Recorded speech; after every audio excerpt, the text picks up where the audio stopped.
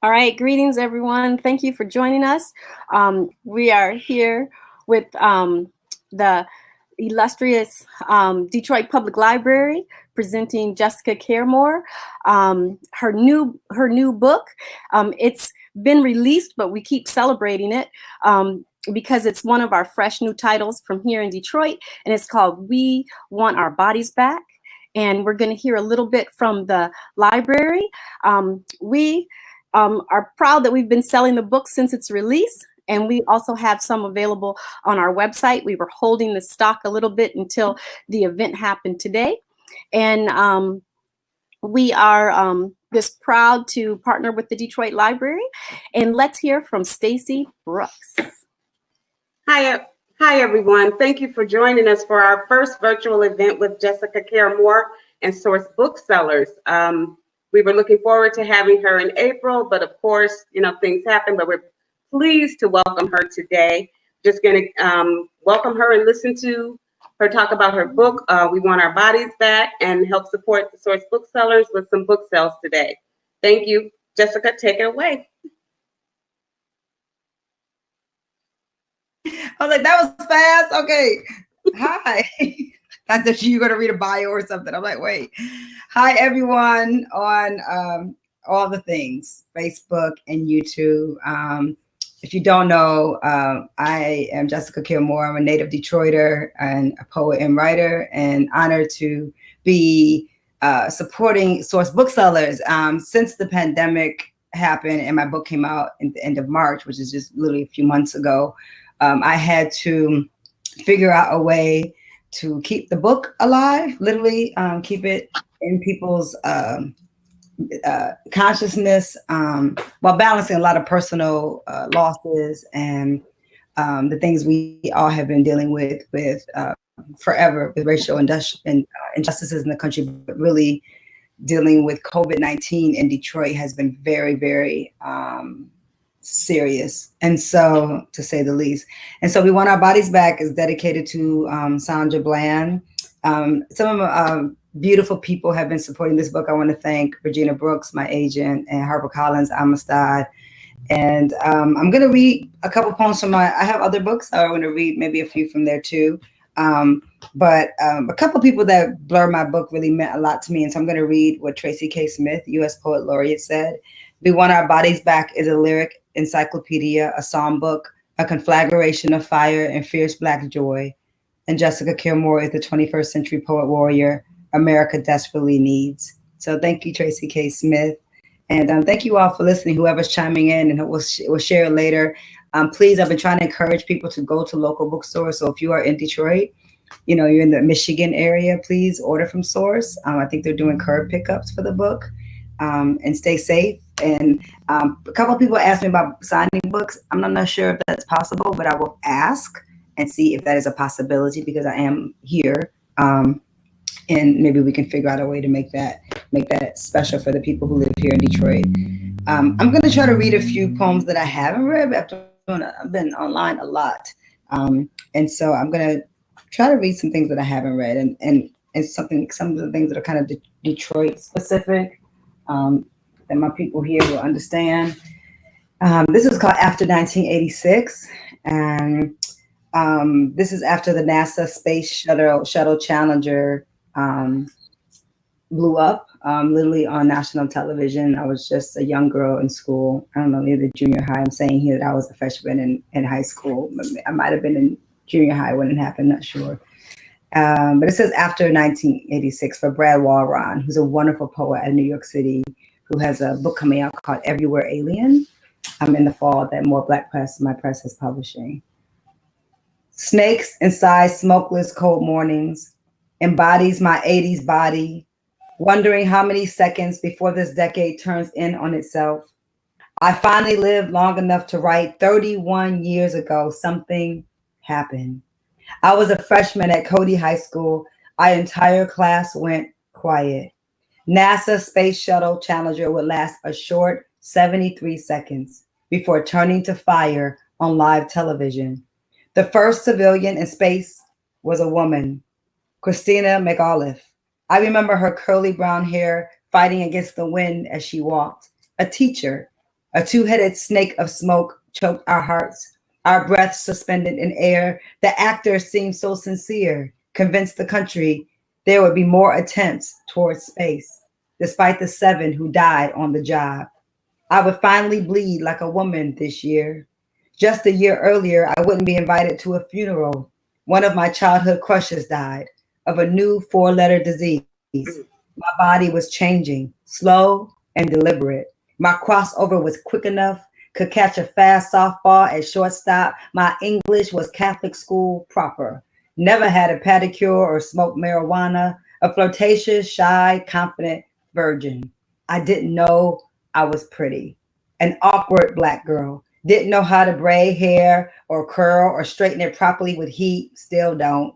Snakes inside smokeless cold mornings embodies my 80s body. Wondering how many seconds before this decade turns in on itself. Who will become teachers fearless enough to fly? And when will I finally explode? And I read that because I think of all the things that's been happening in the world and the conversations I'm having with my 13-year-old son about racial inequality and things that my work has been about and connected to my entire life, my entire career for sure. And many artists who are like-minded, like myself, several poets, children of Black arts movement writers who've been walking in this space for a while, often to no avail, or you're not asked to do certain things because you're talking about that thing called race and that thing called class and the things that we get scared to talk about. And now artists like me and other friends of mine, Stacey Ann Chin, Ursula Rucker, Mahogany L. Brown, Jay Ivey, Tongo Ison Martin, the last poets for that matter, my Babas have taken to be online. Even Sonia Sanchez has been online. Here we are, here we stand, in the same place that we were many years ago, not just my lifetime, like in their lifetime. My mother who's 75, who's very upset about this current administration and talks about it often. It's, someone at 75 years old, watching the things. She texted me the other day talking about going to having my brother, Mark and Johnny, one of them in the stroller, and going to watch Martin Luther King do the I Have a Dream speech in Detroit, and just can't believe that in 2020 that this is where we are. And so this piece is called Where Are the People? And I dedicated to the Cass Corridor, which is where Source Booksellers is located. That area has been rebranded as Midtown, but I know it as growing up here and a student at Wayne State as the Cass Corridor. And I bought a pizza from a pizza place in that area, me and my son King, and it had pepperoni on it. And we don't eat pepperoni. So we drove up down Cass trying to find a person to give a free pizza to and couldn't find anyone. Lots of people walking dogs, but not any people who might look like they needed a pizza. And so I just came home and thought about what that meant. The constant change that's happening in cities across the country, and what happens sometimes to poor or elderly people who live in those neighborhoods that suddenly become trendy. Where are the people for the bodies we can no longer locate?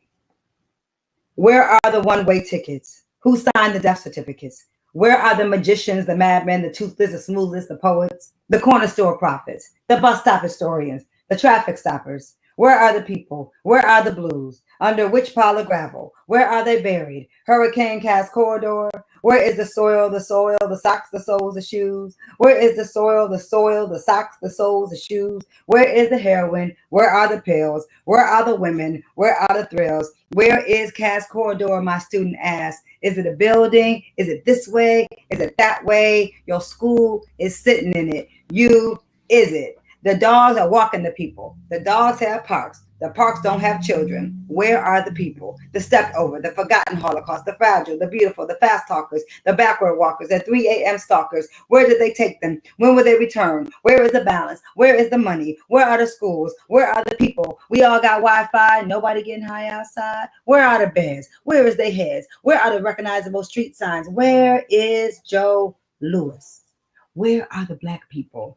My white neighbor asked me, Jessica, where are the Black people? Where are the chosen people? Where are our hearts, our guitars, our bass players? Where are our bass players, Kenny Mack Anthony Tolson, rest in peace. Where are the anointed, the children of God? Where is the sage, the holy water? Where is the Black imagination located? How much does it cost per square foot to rent there? Is there a rent to own your own Black imagination option? Where are the couples fighting in the alleys? Where are the purple flavored Mad Dog 2020 labels? Where are the needles? Where is the good time? Where did all these goddamn bike lanes come from? Where is the line to simply exist?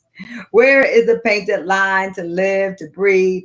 Where are the parks with swings? Where are the children supposed to live? Where are the children supposed to run? Where are the twilight teasers, the moonlight mythology makers? Where are the military vets? Where are mentally ill? Where are the people? Where are the people? Where are the people? San Francisco, Oakland, Harlem, Detroit, Chicago, Atlanta, Minneapolis. Do you know? Do you know, huh? Have you seen them? Do they all die so New Detroit could live? Do they all die so New Detroit could live? Do they all die so New San Francisco could live? Do they all die so New Brooklyn could live? Where is your conscience? Where is this nonsense coming from? Where is humanity? Where are the people? Where are the people? Where are the people? The one-way tickets. The message is still in the bottle. Where are the indigenous? Where are the salt mines? Where are the people? Where are the people? Where are the people? When you find them, please tell them.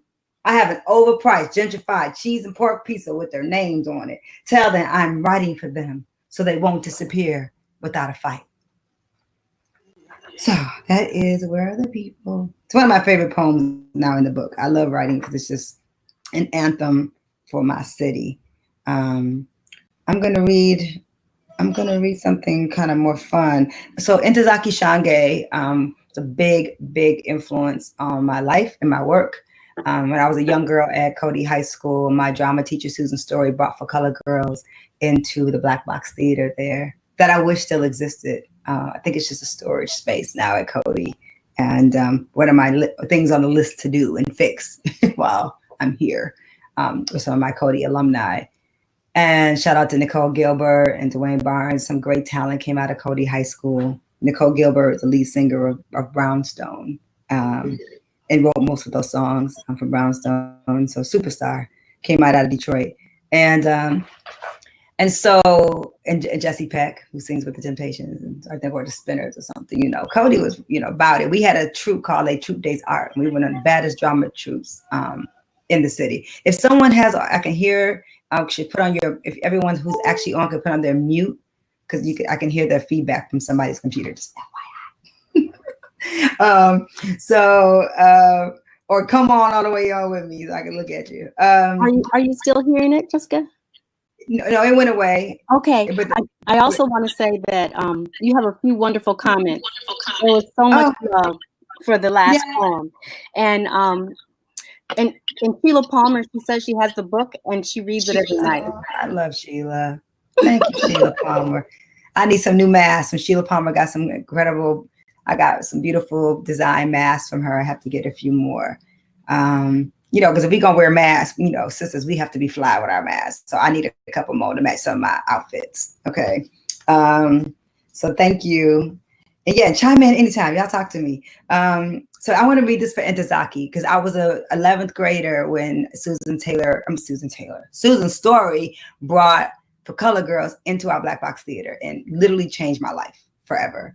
And I had never heard language from a Black woman like that. And I didn't even know that poetry could sound like that. And it was so gangster, like her writing was so gangster and the work was so visceral. I didn't even know what visceral meant when I was in 11th grade, but that's what it was, and it turned me all the way out. I already loved poems by then, had been writing them, but that's when I went to find everybody. That's when I found Audre Lorde and Jane Cortez and delved in deeply into Sonia Sanchez's work and found, Broadside Press writers and figured it out, started making the connections. But when I went to New York, I met Ntozake. I did a lot of readings with her as I became more well-known as a poet in New York City, which is like amazing. And before her death, I had the privilege of spending some time with her in Miami at a festival I was at down there, the Maroon Festival with Abiodun and Babatunde and Umar Ben Hassan from the Last Poets and Sonia Sanchez. And so I flew there and stayed at the hotel where they were staying so I could spend mornings with my elders, and it was worth every dollar I spent on that plane ticket and that hotel. And we wouldn't have her. She died just a couple of days before my birthday, later that year. And so this is called "I Used to Be a Roller Coaster Girl" because we were having breakfast, and Intozaki talk a lot of shit, which is why I like her. And she reminds me of myself in that way, like the freedom, how free she was, and it comes through in her work. And she was like, we talking about roller coasters. And I was like, Intozaki, I used to be a roller coaster girl. And I just said it, and so I wrote this for her. I used to be a roller coaster girl, 7 times in a row, no vertigo in these skinny legs, my lipstick bubblegum pink as my Panther 10 speed, never kissed. Nappy pigtails, no brand gym shoes, white line yellow short shorts, scratched up legs pedaling past borders of hummus and baba ganoush, mostas and liquor stores, city chicken, pepperoni bread, and Superman ice cream cones, yellow black blended with bits of Arabic, Islam, and Catholicism. My daddy was Jesus. My mother was quiet. Jane Kennedy was worshipped by my brother Mark.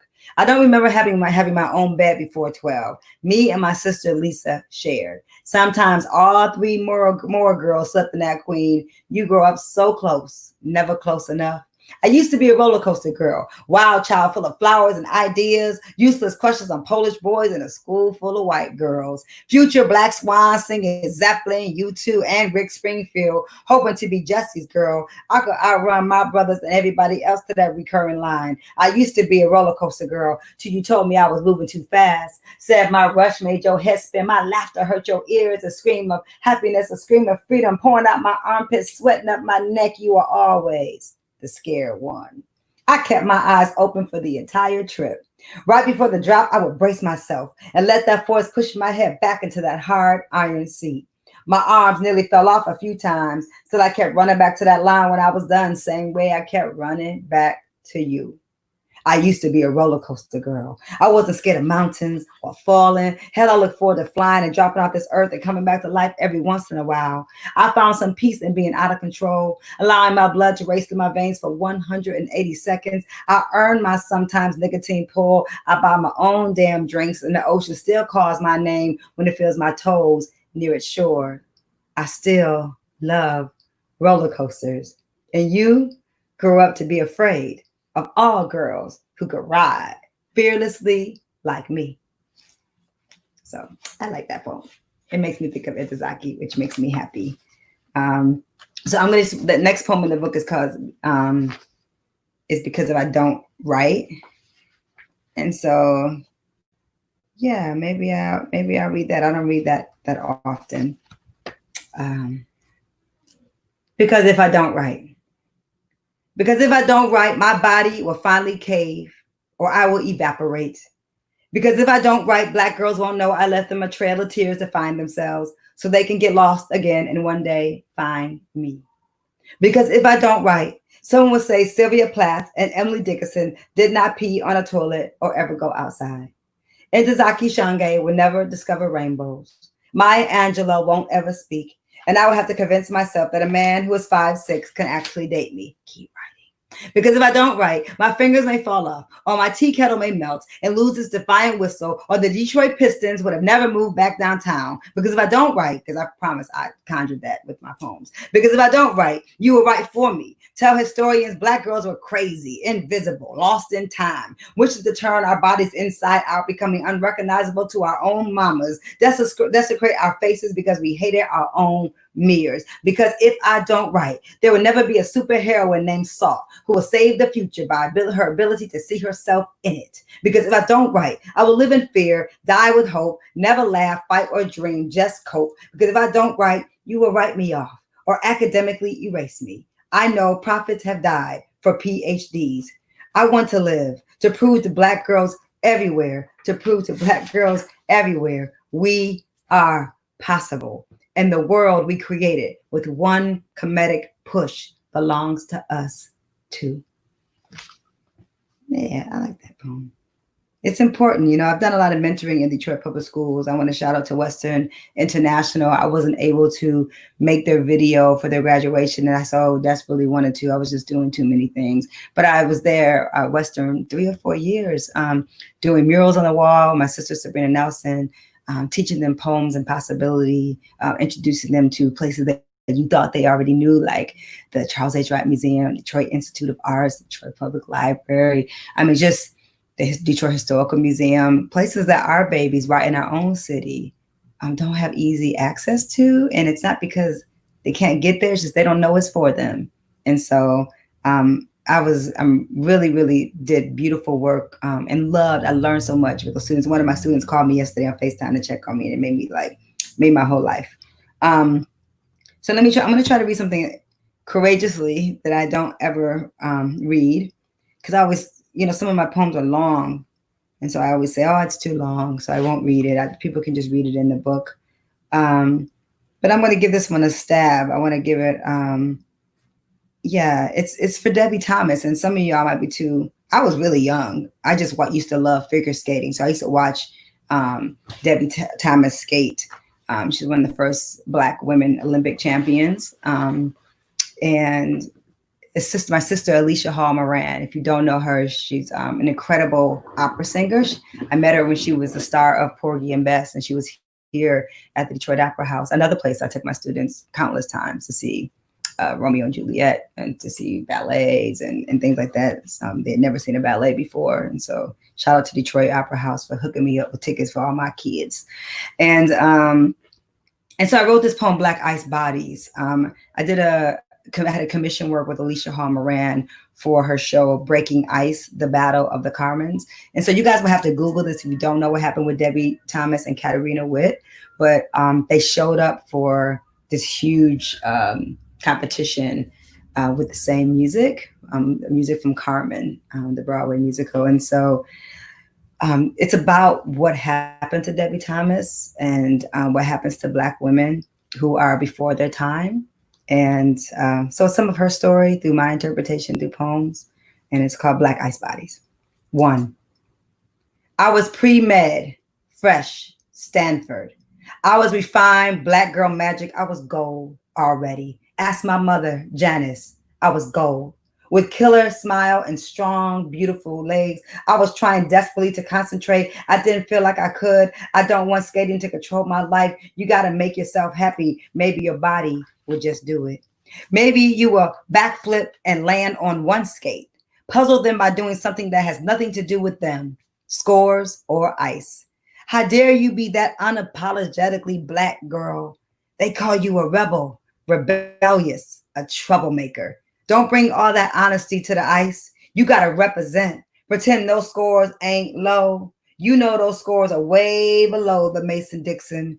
I just want to hear one beautiful for one brown girl surrounded by all that frozen white. I want to hear one beautiful from one white commentator, a gorgeous, a stunning. I want my dark lover in the audience to have a close-up as he admires me and promises his own gold if I don't win. Now that's a love story. Let's see it. Let's hear it.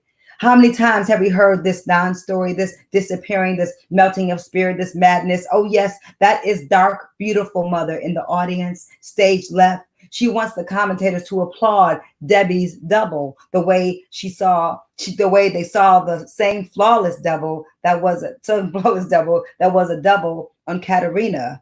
You see, we must triple their doubles.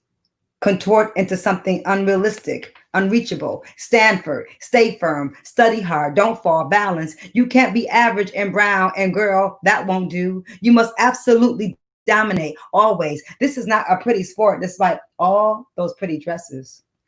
2, ask Mabel Fairbanks. Scorpion child in 1916 Harlem. Black leather pawn shop skates stuffed with cotton.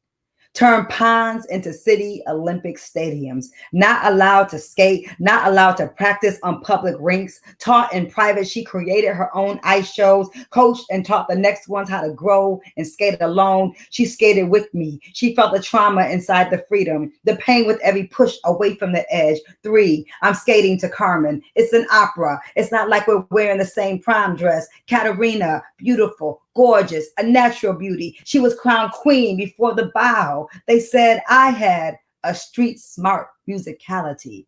Is Katarina not from the streets of East Germany? Does she not have a street smart musicality? These are not shell toe Adidas. This is not black top. This is black ice.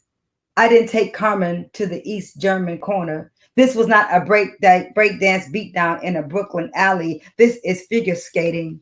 Go figure. I should feel pretty good about myself. Not proud, not invincible, not bad. She said, not bad. I was just okay. How many triples equals feeling pretty good? I am on fire. I am ready to just be a student again, become a doctor, an intellectual. My soundtrack, Black Excellence 4. I am not beautiful to the watchers. I am the rhythm, the misunderstood. There's 9 judges. The highest scores were given to me by what is called the Thomas team, the US and Japan. So they don't count to the watchers. The word beautiful is used dozens of times to describe wit. Gorgeous, painfully gorgeous. The East German woman is now in vogue. Great eyes, great features, beautiful hair, overpoweringly beautiful. 5. Katerina's voice. The watchers tell my story. I get thousands of letters from boys. At least one US ice show has offered me millions to skate when I retire. The posing section of my long routine was met with great admiration. They say I have a future bright as the sun. She dies at the end, I think. Voice of Debbie. Wit continues. I wanted her to fall. You don't ever say that aloud. It's horrible to think it, but I did. I wanted her to fall. 6. Maybe your body will just do it. Little brown girls take their hot hearts, carry them to the pit of the coldest places. Unrecognizable love travels through their veins. Freight trains abandon passengers, get off on their pain.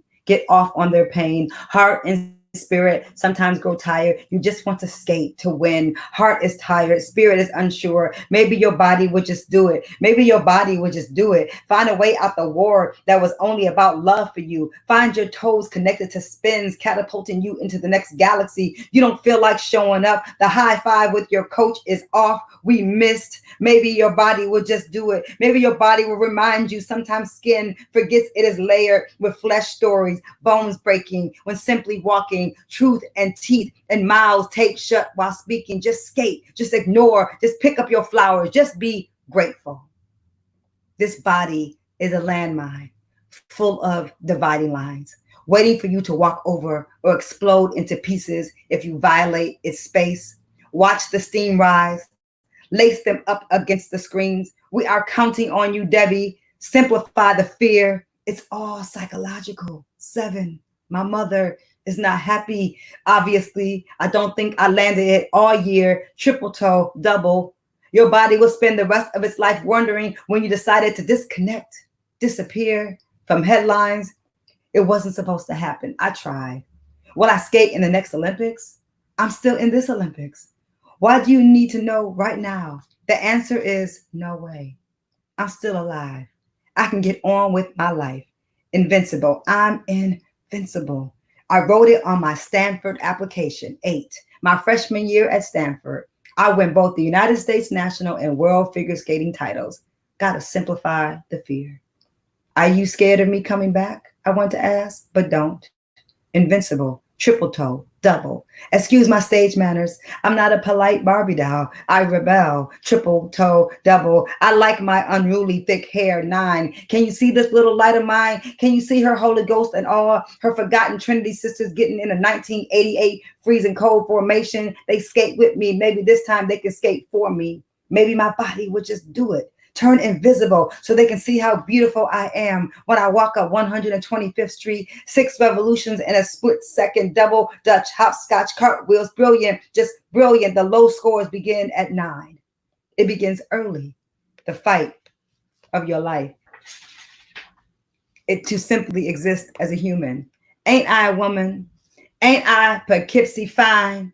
After I landed my 2 first triples, the rhythm of my jumps received the credit. The rhythm made it easier. So technically, blackness is a technique. So technical, it makes your jumps less spectacular. Of course you can jump. Rope, hopscotch, cartwheel, double dutch, skate fearless and fiery, black ice skate with ease. The commentator said I should feel pretty good about myself. Settle for silver. In 1987, after a standing ovation, settling for silver. I'm just relieved this is over with, Scott Hamilton. But it's never really over for us, Scott, is it? I can take off these skates. but the rest of me, triple toe double stays. It's my first time reading that, like besides the piece doing it some years ago, Alicia Hall Moran in a theater piece. So that was long, y'all. Sorry, but I just had somebody had to let me read that poem long, and I'm sitting here looking at the little green dot, so I figured nobody gonna stop me. So there we go. I just want to say bravo, and that one comment says history through poetry. True story. Debbie Thomas. Yeah, I hope more people know. And if you just do the YouTube search and you see the difference between the way they spoke about Katerina, that I speak about very obviously in the poem, and speak about Debbie, it's heartbreaking. It's heartbreaking. And so, all these things that people are talking about and protesting against are not new things, and for me, I've definitely, been an activist and been on the streets. I was on the streets of Ferguson, for that matter. So it was my last big protest. And here, because of COVID and the safety of my mother and son, haven't felt compelled to be around people because I want to be here in 2021 and 2022. So doing what's safe. But this ugly that is something that we inherit with living in this country. It's something that we need to be dealing with. So I'm happy, shout out to all the young people that are on these streets fighting against police brutality and racial injustice. And there's so much that needs to be done with education and shifting of money, right?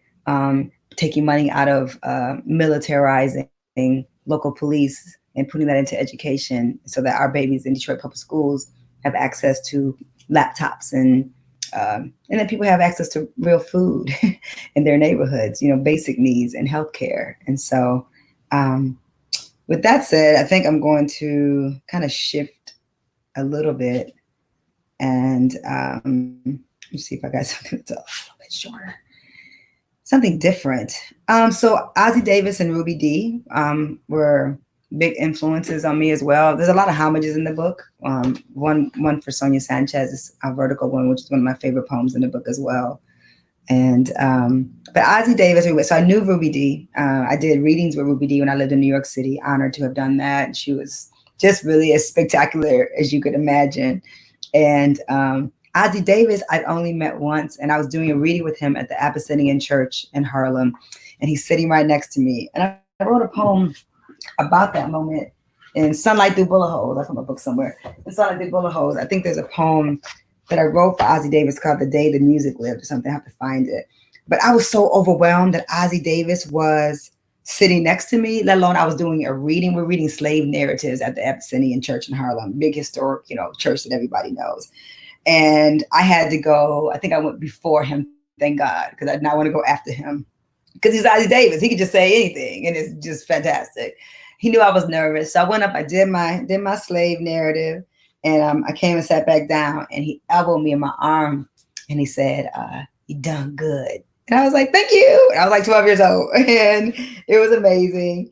And I don't know, I'll find it. But I wrote like a short poem for Ossie Davis, just about those small moments, right? That really, I'll never forget it. Like just that little moment I had with him. And I don't know where the poem is somewhere in the book, but I have it in my new book. I wrote something for Ossie Davis and Ruby Dee, and that poem is really special to me too. I wrote it after Ruby Dee's funeral in Harlem, but I was actually in New York for Sonia Sanchez's 80th birthday the night before, and Ruby Dee's funeral was the next day. And I can't explain myself except that I wasn't ready to go. After going to Sonia Sanchez's 80th birthday and reading with me and my sister Ursula Rucker and my friend Omari Hardwick, the actor, was there. And I remember it was just so dramatic that I didn't have a microphone stand. And Omari Hardwick came in at the right time, and I'd been texting him, and he came in and he like held my mic for me. He's all beautiful actor self and held the mic, who's also a really beautiful poet. And I read this poem for Sonia. But the next day I just wasn't ready to go to Ruby Dee's funeral. I was in such a different space. And I saw, so anyway, I wrote this about that moment in a homage to Ossie Davis and Ruby Dee. Dear Ossie, dear Ruby, do you still put roses in her hair? Do you still draw the clouds and fluff them for her head? Is the sun still sleeping in his eyes? Is heaven a place along his chest? Are you resting in a timeless embrace? Do you still make her laugh? Does it still matter? Do you hold her hands, diamonds hidden inside palms from fingers? Is eternity inside his kiss? Do you tie his tie, adjust his chapeau? Do you dance in the morning? Do Amiri and Maya and Jane and Gail and Sekou visit to drink grapes and share stories? Dear Ozzy, dear Ruby, some of us dare to be the exception, dare to be conductors of Black love. Do you still love to be still while the world travels at full speed? How glorious to watch our attempts to become the Black doves you became. Do you still fly south for the winter, pick pecans and eat round sweet cherries on the long wooden porch? Dear Ozzy, thank you for your kind words in Harlem when I nervously shared that Abyssinian church stage with you. Dear Ruby, thank you for your fearlessness and hard laugh in the lobby of the Schomburg. I slapped Denzel Washington, an American gangster. It wasn't in the script, you told me. I can hear your beautiful stutter, planned pauses land gracefully on your tongue, eagle woman, the morning of your funeral. I spent the evening celebrating our sister Sonia Sanchez's 80th birthday. I watched her and Baba Haki get in a car headed to Harlem. I was in so much pain from losing Amiri Baraka. I wasn't ready to bury another legend. Forgive me, dear Ruby, dear Ozzy. We know we are possible. We know we can be gazelles on a planet surrounded by wolves. Is his voice the sound of water? Is her smile the perfect moonlight? Do you remember when it was all a dream? Do you still love to get on your toes, to reach his nose, kiss his neck? Is she still your Juliet and a Spike Lee joint? Is he still the man, mother, sister? Dear Ozzy, dear Ruby, thank you for loving us. Thank you for loving each other. We marvel in your reflection. Thank you for your life work, for your voices and bodies as gifts. Now that you're true stars, do you know you were our greatest wish? So that's for Ozzy and Ruby. I love them. Okay. Always that nice, that beautiful balance, that is Black love, right? I believe in it. I believe in it. So I want to read. I'm trying to think what I want to read next. I think I want to do something from my other book. I'm sorry. So, Source has this too. Y'all get this book too. And if you don't, I'm going to get y'all some more copies of it. I got a shipment of Sunlight Through Bullet Holes and God Is Not an American. So my other books are just as good as this one, but this one's just on a bigger press. But the poems are just as righteous. I want to read this one. This is a poem that is, I'm very proud that if you haven't been to DC yet, it's featured in the Smithsonian Museum of African American History. If you go up to the 4th floor, there's a beautiful montage, a video montage that starts with President Barack Obama's mic drop. And then, there's all this beautifulness that comes to us. Amiri Baraka's on there, Tony Blackman, Saul Williams. So I recognize some of the folks that are there. There's a call to prayer, and then your Detroit girl comes up, and it's a piece of this poem, You Want Poems, that they put the text up there, and my face is there, and it's pretty spectacular. And I had no idea it was how big it was until I went, and then my family has since gone. And so this is called You Want Poems, and it's on my record, also Black Tea, The Legend of Jesse James. I made a jazz soul project out of a lot of the poems that are in Sunlight Through Bullet Holes. And it's just a balance of love and being a poet. Poets are always in love with somebody, by the way. It's just what we do. When you are a woman, when you are brown, when you are brave, when you walk over glass like water, when you know your eyes are barred like time, when you peel off your skin for the very first time. Fear is never installed in the Mecca of the blue. Fear never lives in the gut of the new. You want poems, and I want to build my home. You want poems, and I just want love in my hands. You want poems, and I'm not interested in fans. You love me inside my magic, and I just want you to see you already had it.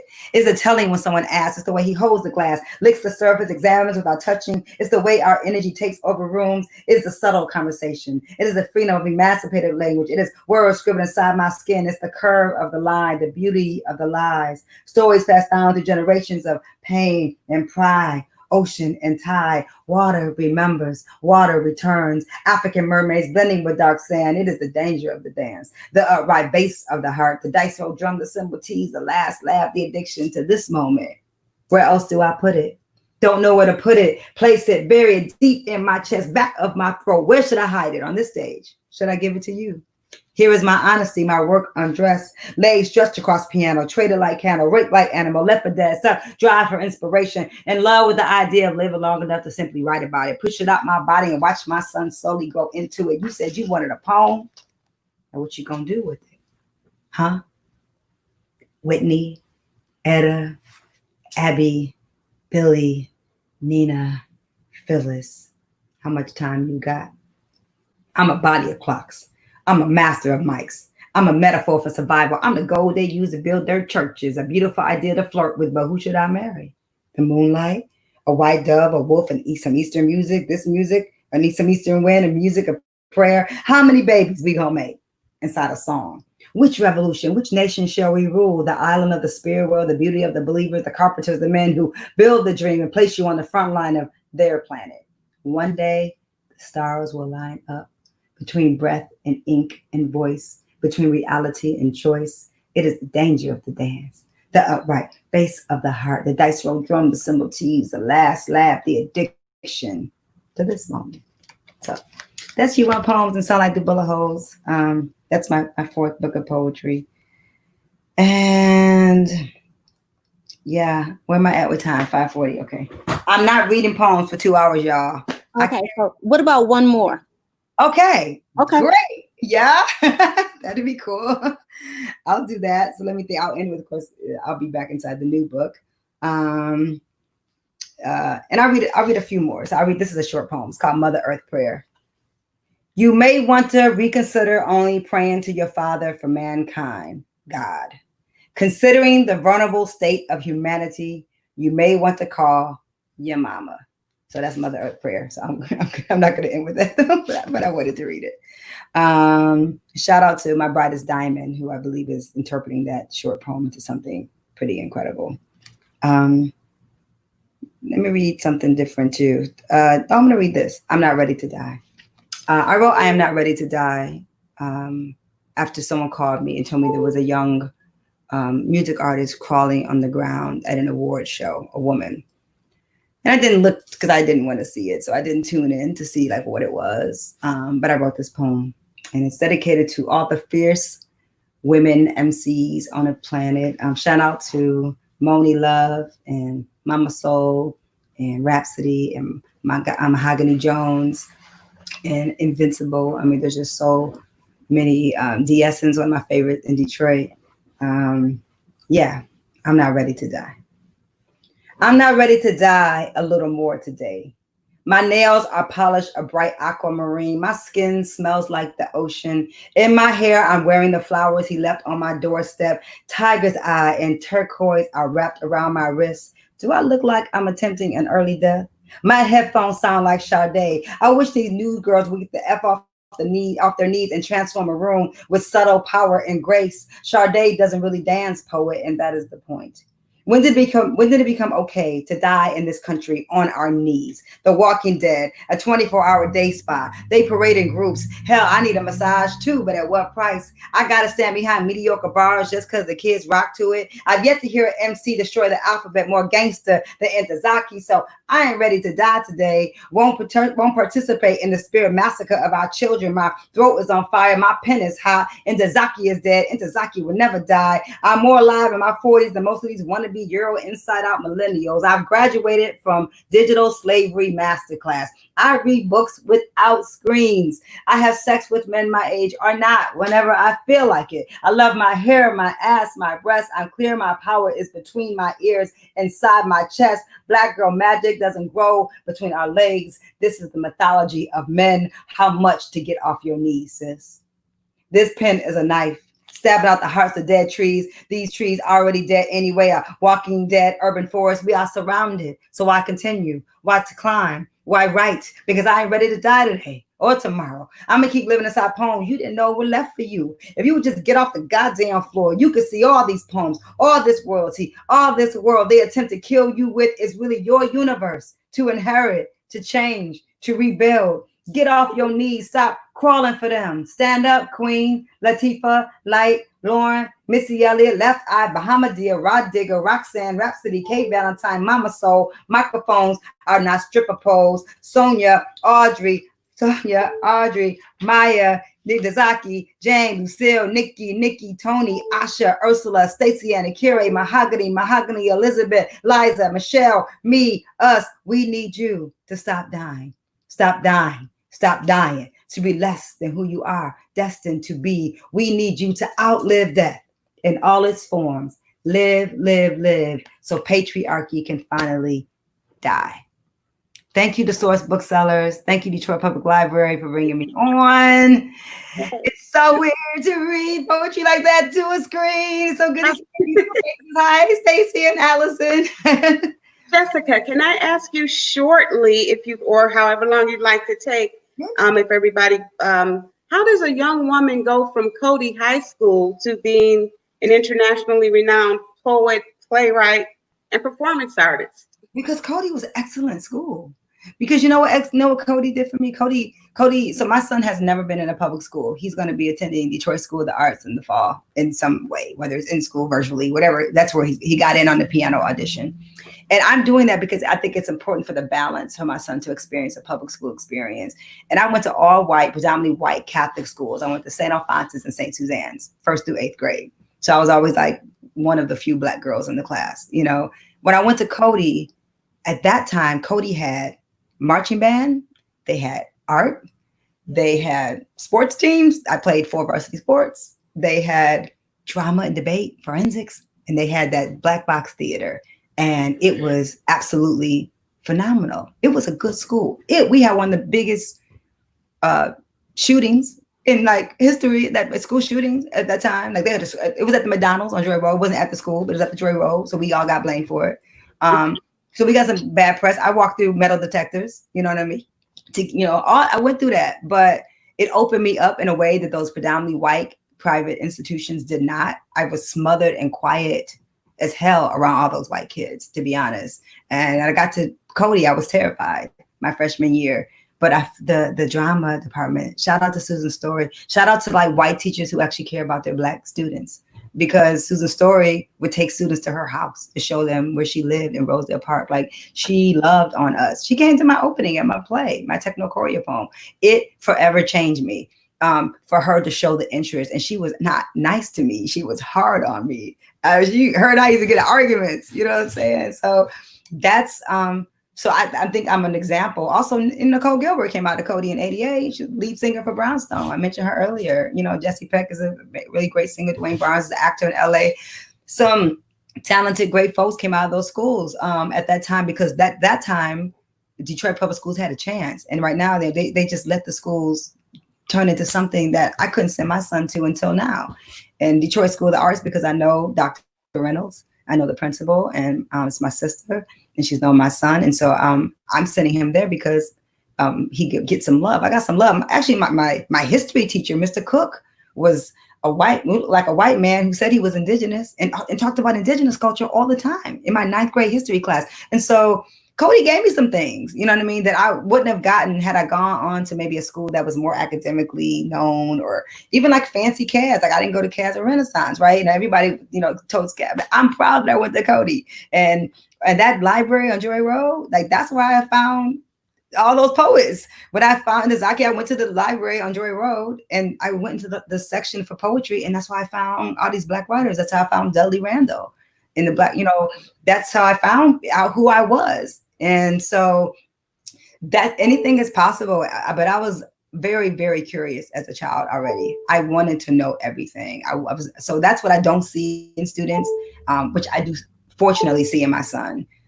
My son has that, honestly, in that he wants to know about everything and all the things. And I was like that too. And so all someone had to do was plant the seed, and then I was like, okay, and then I'll go find them. And so, and that's why I go inside Detroit Public Schools now, because our kids don't have that. They need people like me in front of them to see that it's possible to come out of Detroit Public Schools and be excellent. You don't have to go to the fancy school. You don't have to go to the fancy college. I didn't get my master's from Cornell or NYU and none of that. But I sat up under Sonia Sanchez. I've been sitting up under all of them. Gail Scott Heron. I wanted to move crowds with poetry in a bigger way. Like, I didn't want to be confined to just a small space or an open mic. I want, and so Gil Scott Heron was that model for me. The Last Poets were that model. Like, these are poets who did concerts. I wanted to do concerts. I saw Jane Cortez and the Fire Spitters, and I was like, oh, there I am. You know, like I saw Intozaki with, you know, full band at Joe's Pub, and I was just like, oh my God, just spitting all these poems, you know what I'm saying? Well, with trombones and all kinds of horns and stuff next to her, and I'm spitting in Spanish and English, and so very much self-taught in a lot of ways. But Cody definitely was like, I have to say that I found my voice there. You know, I found my Black voice there, and I, you know, and I played 4 varsity sports too, so that was a big part of my existence, of me being, because I was very shy and quiet inside school settings, not at home. My mother and father would be like, yeah, right, but in schools, being around all that whiteness and all that strictness of Catholic schools was just making me more quiet and silent. And so it's been a struggle here for me as a parent. And I know I've talked to Jenny. I've been in that source booksellers complaining because I'm the queen of pull them out. And so I'm hoping Detroit King, my son is very excited about Detroit School of Arts, despite what's happening with the pandemic. We don't know if we're going to be in school for 2 days out the week or whatever it is. But I'm hoping that he's has an equally opening up conversation. Like, he's a very open child already, but the love is not there the way it needs to be. And so hoping that he'll have instructors that see him, how excellent he is, and his curiosity, and pour into him the way that my teachers did. I had good English teachers too, Miss Rhodey. I mean, I remember my teachers. They were good teachers. They were solid. They didn't give me enough Black writers though in the English course, but we had some, you know, I had a few. But, you know, our curriculums are still the same as they were in the 80s. So it's an absolute shame that these kids still don't know. They don't know who anybody is. The white students at Michigan State English departments, I'm sorry, Alice, I know you probably got to go, but they don't know who Sonia Sanchez or Mary Baraka are either. They don't know. They don't study Harlem Renaissance. They might know Langston Hughes or Maya Angelou. You know, like I'm not giving y'all a pass. Y'all got to know more than Maya Angelou and Nikki Giovanni. Like, you don't really know them. They know like one of their poems. You know, you got to know more than Our Rise and Phenomenal Woman to know Maya Angelou's work, right? So we have a few questions. Oh, really? Yay! Mm-hmm.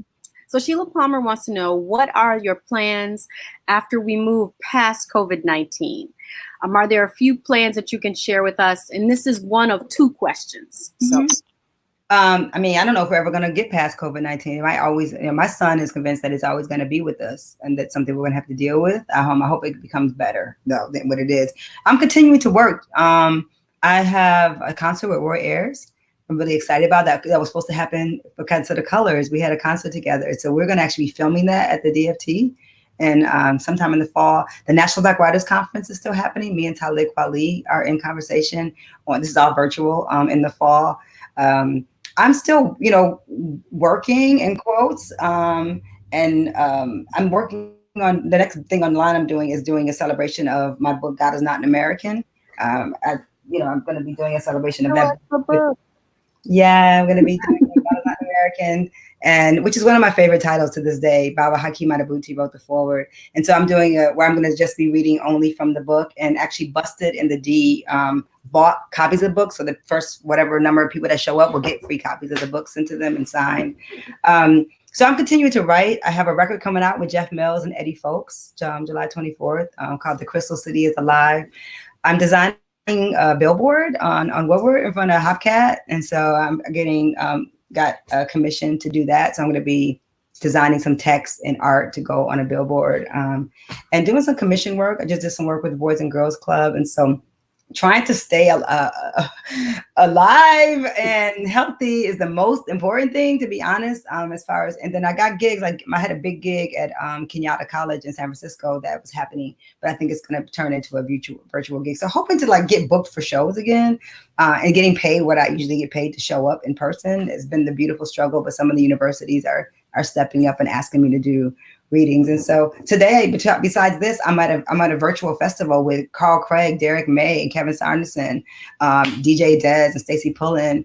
Right now, like all over the world, there's a huge virtual festival happening as we do this. And so just happy to be getting asked to do other things. I'm hoping me and Jeff Mills will get to do some kind of, and Eddie Folks get to do a virtual event together. Jeff Mills was one of the, besides like Prince and Stevie Wonder, like Jeff Mills was on my list of people I wanted to collaborate with.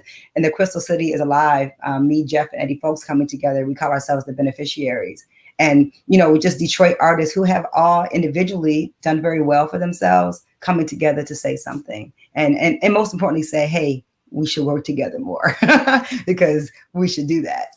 So that's some of the things. And I'm writing. Yeah, a new book. Yeah. I'm so happy that we'll be able to see your billboard on the way to our bookstore. Yes, I'm working on it. And I think you'll be happy to work. I'm excited about the billboard. So the second question is from Jennifer McSear. She's on the East Coast, following us here.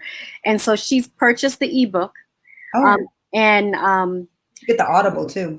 And I think the Audible as well. So she's already listened for 3 times. That's how powerful it is.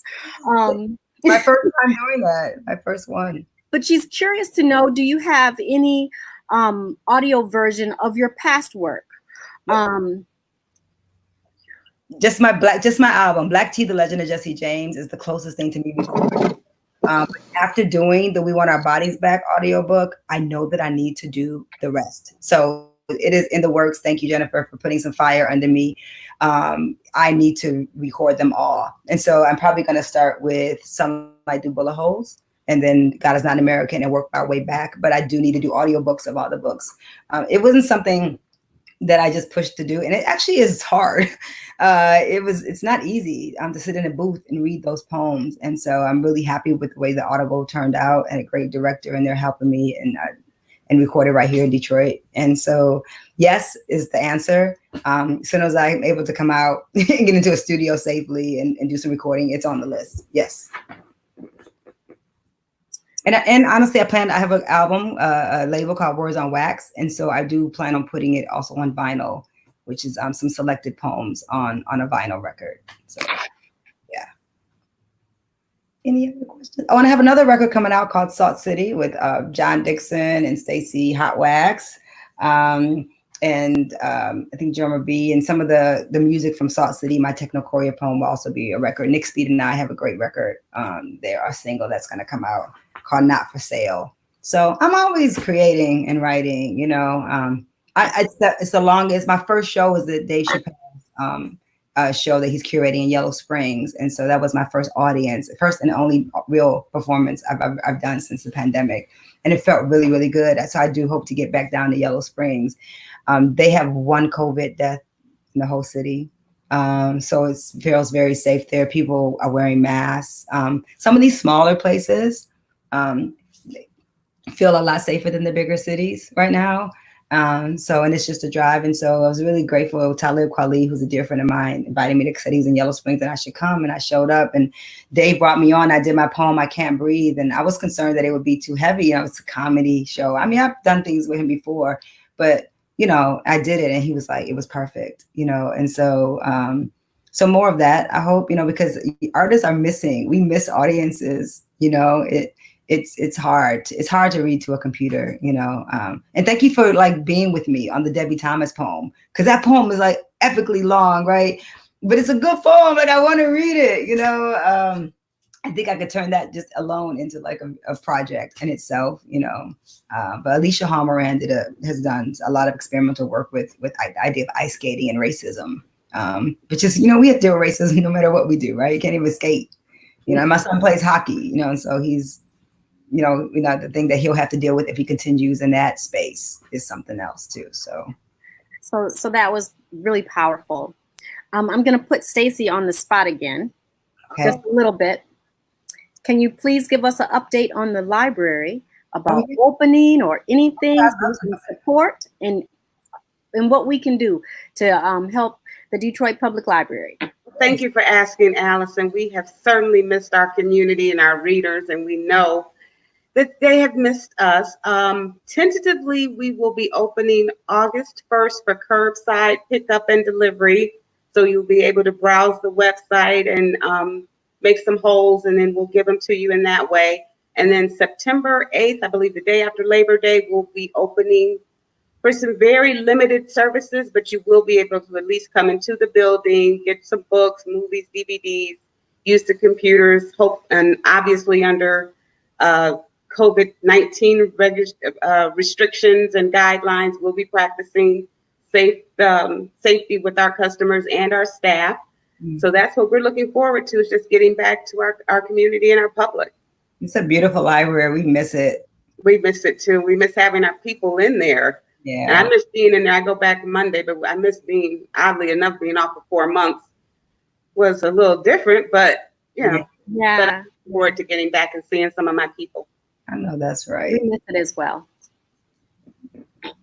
Well, thank you so much for having me. I don't know if there's more questions. And please, everyone, if you're listening to this, please go to get our We Want Our Bodies Back from Source Booksellers. If you already bought my book, then buy another one, just to support the store. And that I don't know about signage. Like, people have asked me about signing the book. I think that's something we'll do maybe when the bookstore opens fully, that I can come, and if you bought the book, and we'll make it. I'll show up and just do a signing outside or something, sit out there and sign the books. You know. Yeah, we could have a signing event. That would be fun. Absolutely. You know. That's awesome. Only for people who bought at least 5 books. I'm just kidding. Y'all better buy these books. We got to put Black authors on bestseller lists. Okay. Absolutely. Absolutely. Thank you again, Jessica. Thank you, Stacey. It was amazing. This was fun. This was our first one, I think. So really? And will I get to see it? Because I want to be out and share it later, right? Okay. Yep. Okay. All right. Thank you. I support Detroit Public Library when they open. Thank you. Support Detroit. All right. Thank you. Thanks. Bye. Okay. Bye-bye. Bye, everyone. And thanks for joining us.